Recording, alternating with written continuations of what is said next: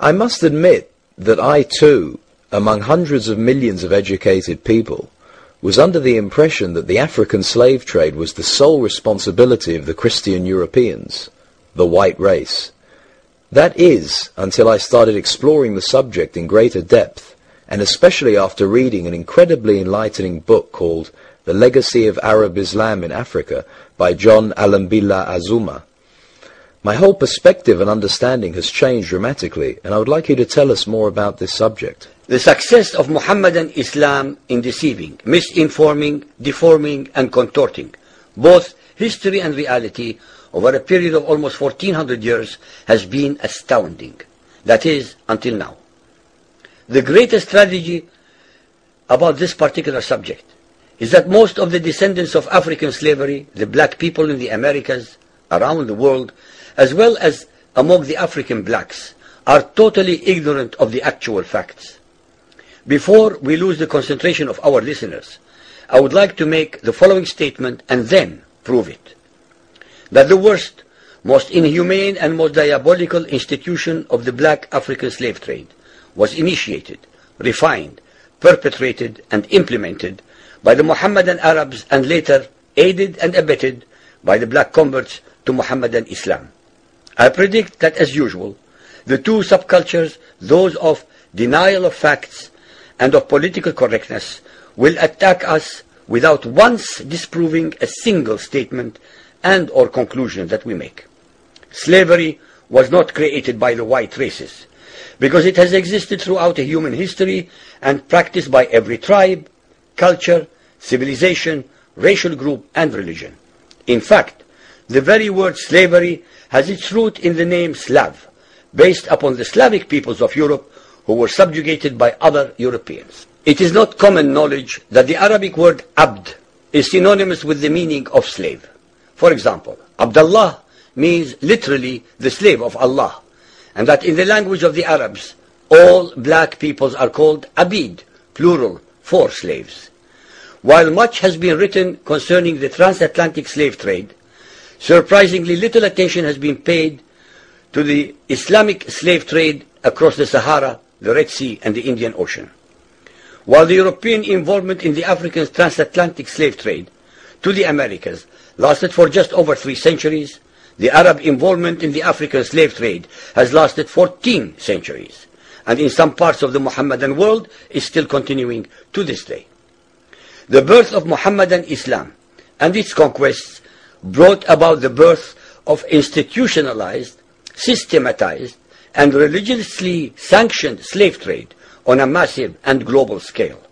In fact, the Quran allows the taking of slaves as booty or reward for wars of aggression against any and all unbelievers, most of the human population. This has led to an enormous number of so-called holy wars, jihad in Arabic. There was and is absolutely nothing holy about these wars, which are primarily to plunder, slaughter, rape, subjugate and rob other human beings of their wealth, produce, freedom and dignity. Mohammedan Muslim states and tribes attacked other non-Muslim groups to achieve these objectives. Although Islamic jurisprudence laid down regulations for the treatment of slaves, however, incredible and heinous abuses have occurred throughout the history of Mohammedan Islam. By the Middle Ages, the Arabic word abd was in general used to denote a black slave, while the word mamluk referred to a white slave. Ibn Khaldun, 1332 to 1406, the preeminent Islamic medieval historian and social thinker, wrote, "The Negro nations are, as a rule, submissive to slavery, because they have attributes that are quite similar to dumb animals." It should also be noted that black slaves were castrated based on the assumption that the blacks had an ungovernable sexual appetite. When the Fatimid Caliphate came to power in Egypt, they slaughtered all the tens of thousands of black military slaves and raised an entirely new slave army. Some of these slaves were conscripted into the army at age 10. From Persia to Egypt to Morocco, slave armies from 30,000 to up to 250,000 became commonplace. The Islamic slave trade took place across the Sahara Desert, from the coast of the Red Sea, and from East Africa across the Indian Ocean. The Trans-Sahara trade was conducted along 6 major slave routes.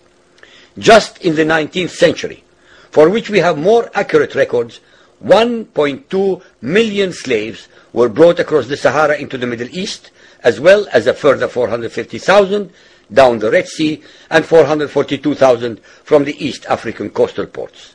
That is a total of 2 million black slaves just in the 1800s.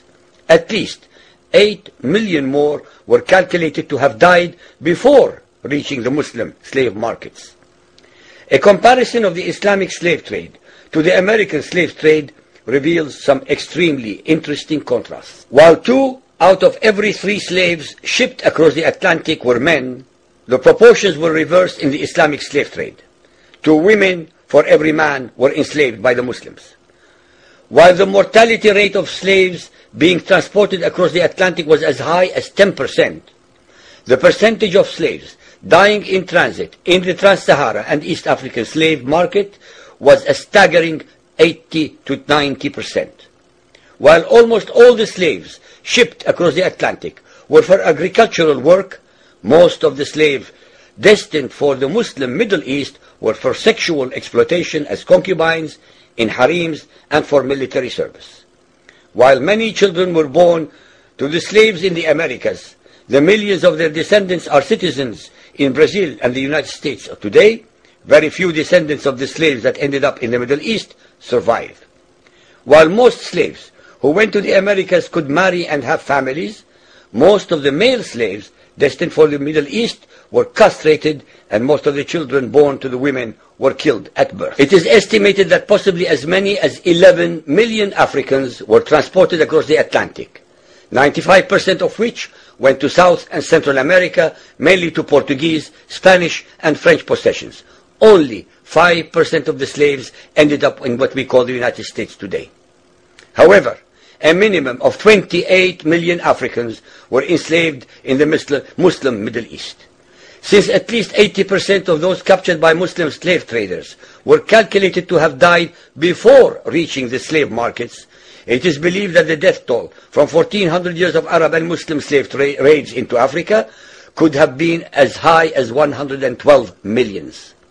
When added to the number of those sold in the slave markets, the total number of African victims of the Trans-Saharan and East African slave trade could be significantly higher than 140 million people. What is obscene about this whole subject is the Muhammadan, Muslim, and Arab culture of denial regarding their complicity in the African slave trade, as well as the ignorance of black Muslims about the reality of their past and present conditions. The statistics and reports above are based upon the logbooks kept at the African slave ports, ship logs, travelers' reports, eyewitness accounts, etc. Ladies and gentlemen, the facts and reality of Muhammadan Islam's complicity in the slave trade and their inhuman depravity are infinitely more devastating, more staggering, and more incomprehensible than all the nightmare fictions in the world.